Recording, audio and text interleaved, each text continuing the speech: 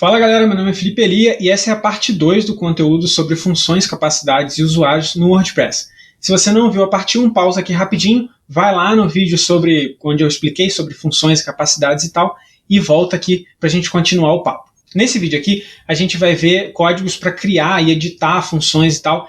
É um cenário um pouco menos comum do que o que a gente viu no vídeo anterior, mas também são códigos e cenários bem interessantes da gente saber. A primeira coisa que a gente vai ver é como criar uma função.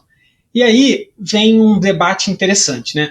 A função é essa add role aí, só que o problema é quando você vai chamar essa função. Funções no WordPress são salvas no banco de dados. O WordPress vai fazer de tudo para não ficar salvando isso no banco de dados toda vez. Só que para você fazer um código que tem um desempenho um pouco melhor, normalmente o pessoal recomenda que você crie as funções durante a instalação do plugin. Você vai ver muito código na internet criando funções no WordPress no hook init, na action init. Se você não sabe o que é hook, a gente tem uma série aqui no canal. Corre lá também, assiste a série sobre hook, filters e actions e volta para cá. Se você botar essa criação de função toda vez no init, toda requisição que o WordPress tiver que lidar, ele vai tentar criar essa função e se já existir, ele vai acabar saindo. Se você fizer só na instalação, ele vai criar a função durante a instalação e vai ficar criado. Então, só para explicar aqui, né? No post do blog, eu botei um pouco misturado, mas normalmente eu faço na instalação do plugin. Se você decidir botar na ativação do plugin, não se esqueça de quando você precisar mexer nesse código, tu precisa desativar e ativar o plugin. Porque se tu mexer nesse código e ele estiver sendo executado só na ativação do plugin, o WordPress não vai nem tomar conhecimento da mudança que você fez. O código para criação de função é esse aí, né? Add role, ele aceita ali primeiro o slug da função, o nome legível, que vai ser aquele do drop-down lá da edição de usuário, e ali como terceiro argumento, um array com as capacidades que aquela função vai ter. Esse array de capacidades aí vai ter um formato, então, que a chave do array é a capacidade e o valor é true ou false. Você vai passar true, obviamente, se você quer dar aquela capacidade para o usuário, mas você pode passar false para explicitamente negar aquela capacidade para uma função. Então, vamos supor que você esteja fazendo um administrador super poderoso, mas você não quer que ele edite posts das outras pessoas. Você pode criar, então, uma função nova e negar essa capacidade para esse usuário. No post também tem um exemplo de uma criação de função baseada em outra função. As funções no WordPress, elas são objetos de uma classe chamada WP_role. Então, você pode usar a função getRole para pegar essa capacidade, essa função, né? E aí criar uma nova função e como terceiro parâmetro passar as capacidades dessa role já existente, dessa função já existente. Passando da criação de função para a edição de uma função, a gente tem dois cenários aí, né? Primeiro que você vai editar só o nome da função e um outro onde você vai alterar as capacidades de uma função. Para alterar o nome da função, se for uma função que você mesmo criou, você pode ver onde é melhor colocar. Se for uma função do próprio WordPress, você precisa chamar essa função em toda vez que o WordPress for executado. Então, nesse caso, faz sentido colocar essa função na action init do WordPress. Eu falei que cada função no WordPress é um objeto da classe WP_role. O WordPress também tem a classe WP_roles, que é o plural, que é onde todas as funções ficam armazenadas ali em termos de código. E aí, você está vendo aí na tela que a gente vai chamar essa variável global. Se ela não tiver setada ainda, a gente vai setar com uma função do próprio WordPress.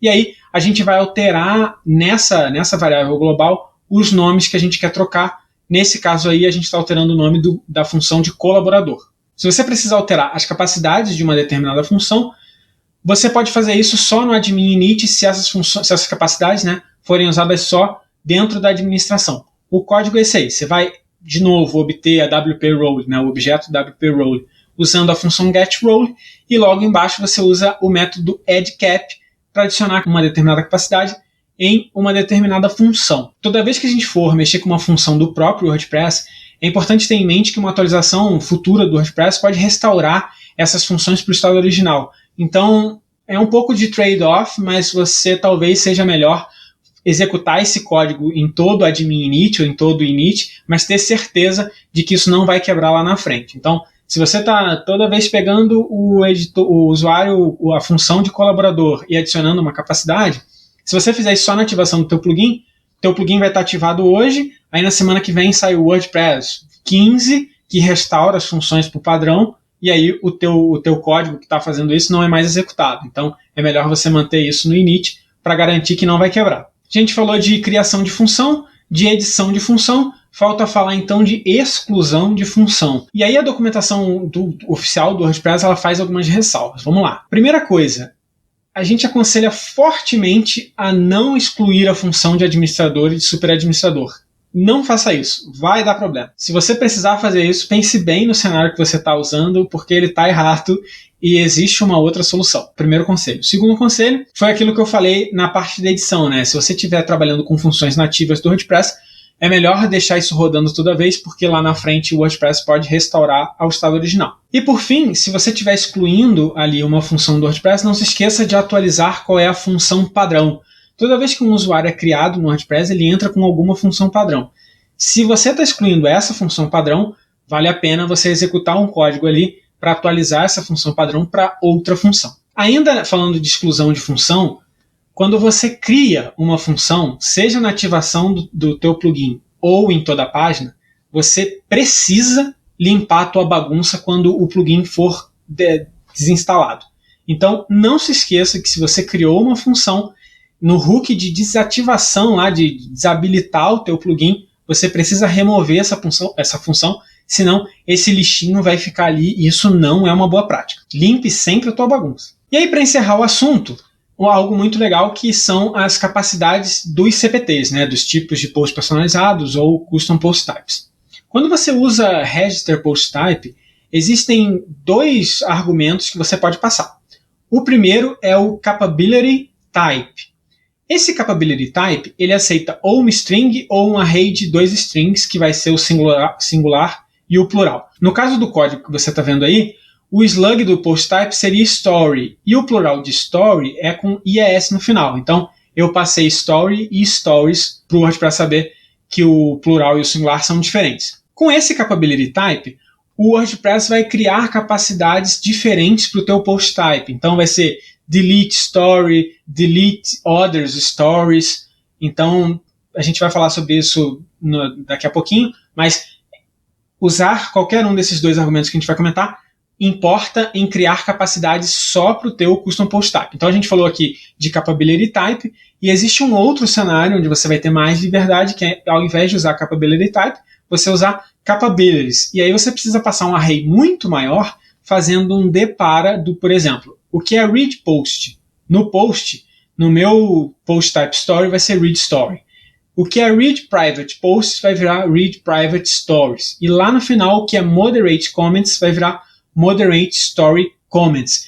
Esse array com depara serve para você botar o nome da capacidade que você quiser para cada uma dessas entradas aí.